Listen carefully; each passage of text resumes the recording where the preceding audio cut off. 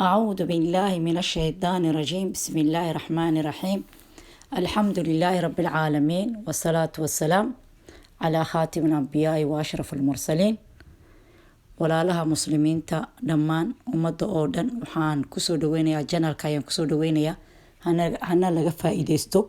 faa'iido wanaagsan ayaa janalka ka baxa insha allah. fursado qaaliya weeyaan, fursadaha qaaliga ha laga faa'iideysto. maanta waxaan rabaa in aan idigu soo dhaweeyo oon ka hadalno rumaanku muxuu yahay, faa'iidada uu leeyahay rumaanku. ilaahay subxaanahu wa tacaala qur-aankiisa ayuu kaga sheekeeyey rumaanka. في القرآن قال تعالى فيهما فاكهة ونخل ورمان. إلهي سبحانه وتعالى وحويان خضرواتك ugu wanaagsan amba faakiha ugu fiican weeyaan. aayadda qur-aanka 68 min suurat الرحمن ayay ku jirtaa.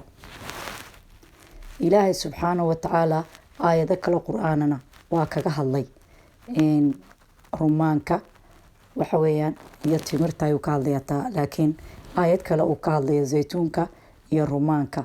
ilaahay subxaanahu wa tacaala والزيتون والرمان متشابهة وغير متشابهة. آية 19 سورة الأنعام قال تعالى والزيتون والرمان متشابهة وغير متشابهة. سورة الأنعام آية بقول يكويا فرتن سورة الأنعام.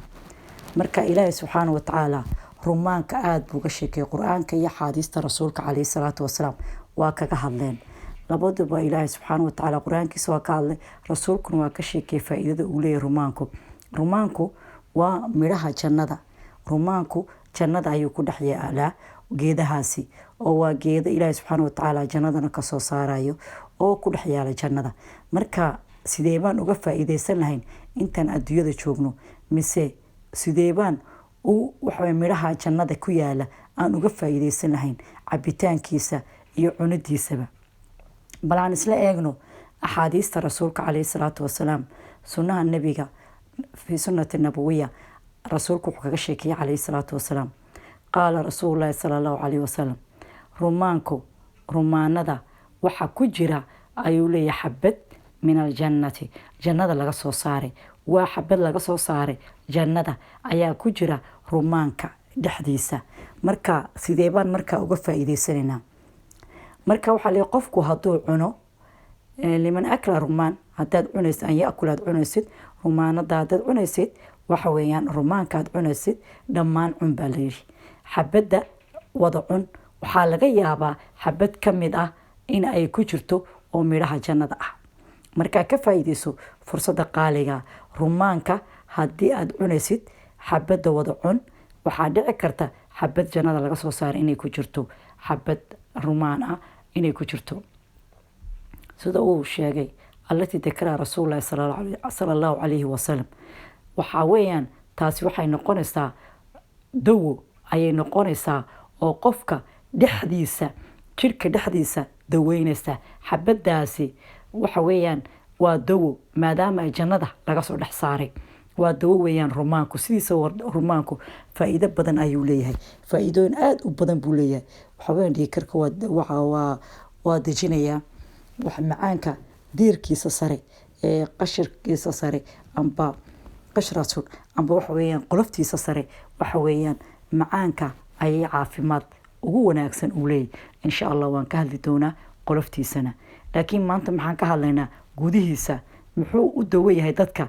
gudihiisa wuxuu ka dawo yahay midhaha ku jira. qofku hadduu cuno waxa weeyaan waa dawo. midhahaasi haddii uu qofku jirkiisa galo waa ka dawo. marka inaan ka faa'iideysano weeyaan midhahaasi waxa weeyaan markaad cuntid jirkaaga insidekiisa ayay dawo u tahay.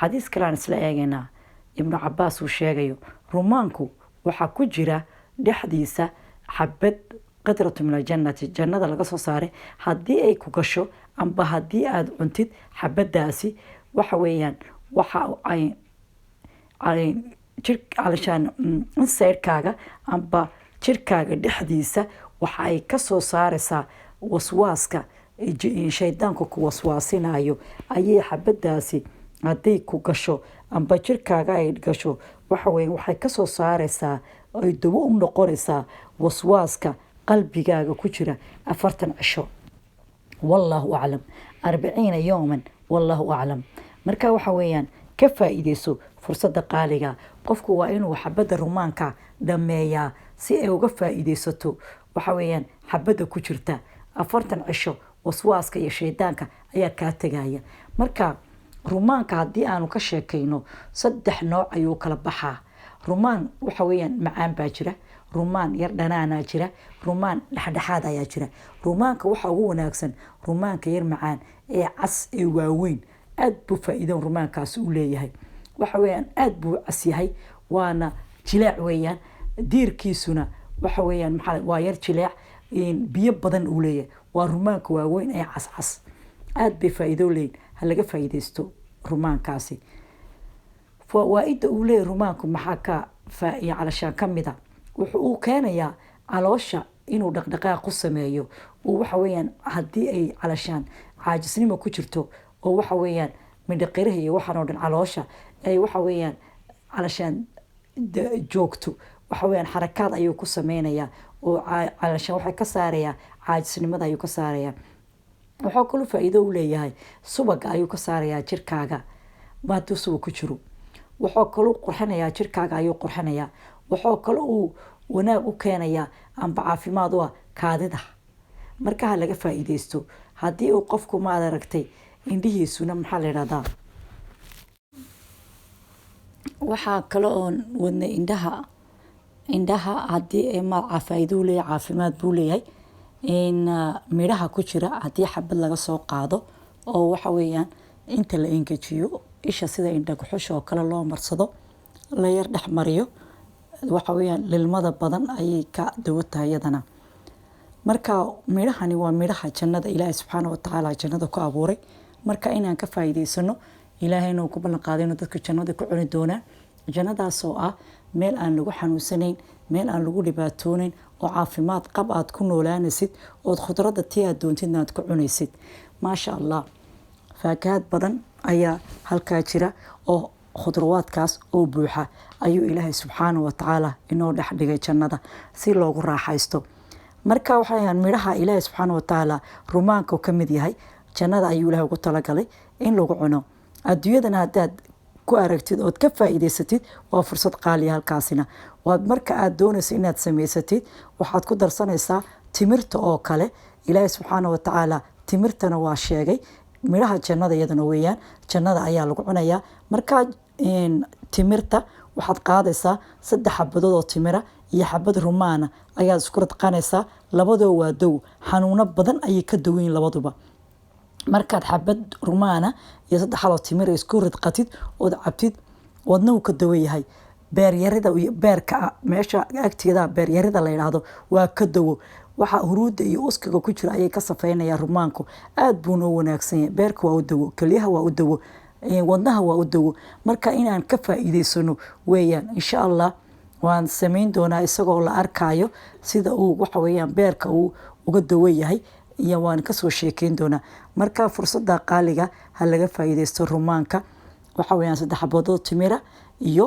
xabad rumaan ayaa isku radqaysaa marka wad cabaysaa xanuunada jirka oo dhan waa ka dawo waxa weeyaan kaadihaynta maxaa la yiraahdaa beerka waan soo wada sheegay gabi intaas oo dhan buu dawo ka yahay madax xanuunka badan waa ka dawo marka insha Allah fursada qaaliga ha laga faa'iideysto insha Allah bartoogana waad dhageysan doontiin haddii Ilaahay raado aad baa idin soo dhaweynaya ha iga iloobina subscribe-ka like-ga share-ka comment-ka waxa weeyaan waa idin soo sheegay su'aalo horena waan soo weydiiyay insha Allah in hala soo jawaabo insha Allah aad baa idin salaamaya assalamu alaykum wa rahmatullahi wa barakatuh